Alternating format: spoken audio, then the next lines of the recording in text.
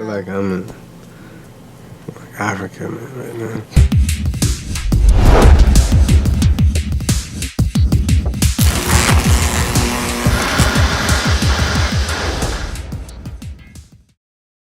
Like you said, Puff will be honest with you, and he was very complimentary. He's like, "Yo, man, yo, you killed it 1,000%. Yo, yeah, you did it." You know what I'm saying? Mm-hmm. And I just think that was one of the kind of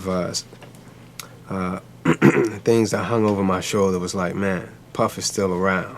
Mm-hmm. And I think what happens is when somebody's still around, you feel like they're over your shoulder, on your side, and it can hinder you getting into the depth of the performance. But Puff was very much helpful and insightful. He says, "Hey, man, I'm going to stay away from the set.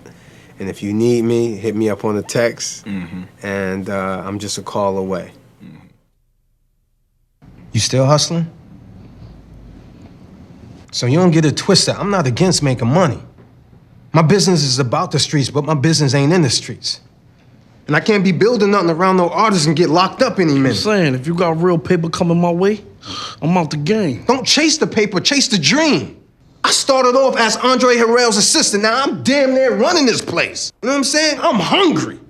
You can throw me butt naked in the jungle and I'll come out with a chinchilla coat, a leopard hat, and 10 pounds heavier from eating them. One, I went to him about just being in the movie, period. I thought that, it was a great project, but maybe perhaps, I didn't think that, I didn't know that he was, kind of saluting me to play him. And I wanted to know, I was like, "Yo, man, Puff, I really don't look like you, man." And he was just like, he wasn't moved by that. He was just like, "Yo, man, I saw you in Friday Night Lights, man. I loved it. It reminded me of me, and I think we got a lot in common." Okay. What made, I think, it come together was that me and Jamal and Big and Puff, we had parallel stories, parallel triumphs and parallel victories. For Jamal, if he didn't accomplish this story and he didn't accomplish this in his life, you know what I'm saying, that would probably be pretty much it.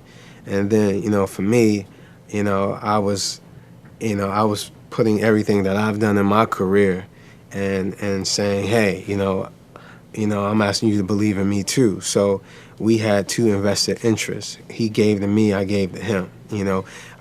Jamal is pretty much familiar on stage. I wasn't. And I was more familiar behind the camera, so it was a trust factor. What I learned about Big is that I saw how human he was, and I saw how close him and Puff was. There was a comment made that, that kind of helped start or fuel this whole East Coast, West Coast thing. And it was like, yo, there's producers all up in the video. But what I didn't know was that Biggie relied so heavy on Puff performing with him that he said, "Hey, man, Puff enhances my game." And I didn't know how close of a bond it was, that even though, there was war and fires going on the outside, it didn't affect of who they really were. And they never, spoke about it. So I thought that was really cool.